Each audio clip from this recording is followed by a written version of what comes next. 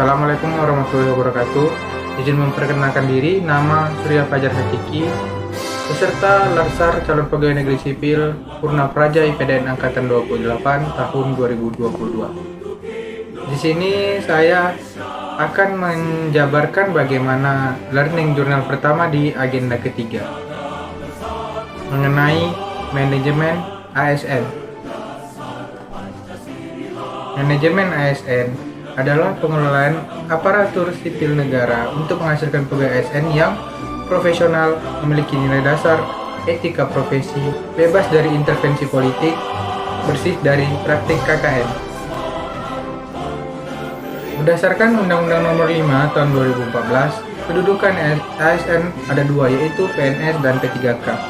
PNS bisa disebut dengan pegawai negeri sipil, di mana merupakan warga negara Indonesia yang memenuhi syarat tertentu, diangkat sebagai pegawai ASN secara tetap oleh pejabat pembina kepegawaian untuk menduduki jabatan pemerintahan dan memiliki nomor induk pegawai secara nasional.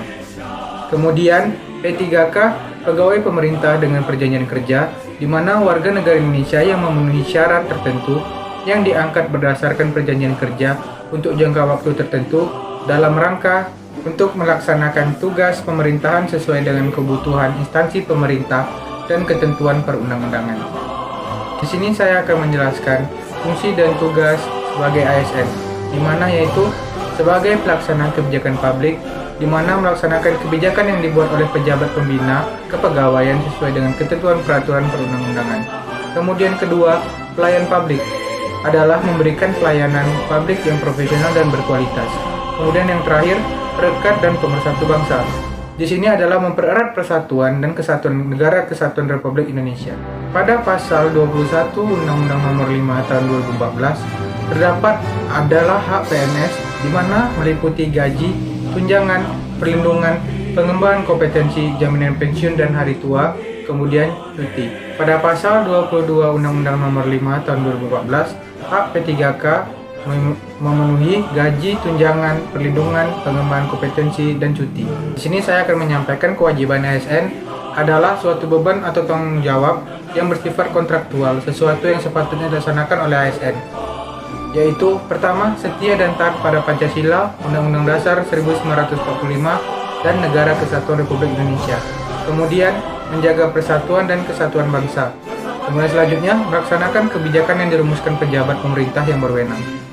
Selanjutnya, menaati ketentuan peraturan perundang-undangan. Lalu, yang kelima, melaksanakan tugas kedinasan dengan penuh pengabdian, kejujuran, kesadaran, dan tanggung jawab. Menunjukkan integritas dan keteladanan dalam sikap, perilaku, ucapan, dan tindakan kepada setiap orang, baik di dalam maupun di luar kedinasan. Yang ketujuh, menyimpan rahasia jabatan dan hanya dapat mengemukakan rahasia jabatan sesuai dengan ketentuan peraturan perundang-undangan. Kemudian yang terakhir, bersedia ditempatkan di seluruh wilayah negara Kesatuan Republik Indonesia. Di dalam manajemen ASN masih banyak lagi yang akan dibahas mengenai sistem merit ASN, kemudian mengenai sistem kepangkatan dan golongan. Tapi di sini saya akan mempersingkat berdasarkan rangkuman, di mana ketentuan lebih lanjut mengenai upaya administratif dan badan pertimbangan ASN diatur dengan peraturan pemerintah. Pegawai ASN berkedudukan sebagai aparatur negara yang menjalankan kebijakan yang ditetapkan oleh pimpinan instansi pemerintahan serta harus bebas dari 17 manajemen ASN, pengaruh dan intervensi semua golongan dan partai politik.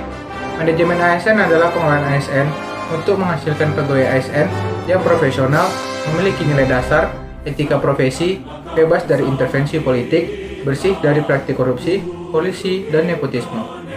Baik, itulah penyampaian learning journal yang pertama pada agenda 3 dari saya. Saya mohon maaf apabila ada kekurangan. Assalamualaikum warahmatullahi wabarakatuh.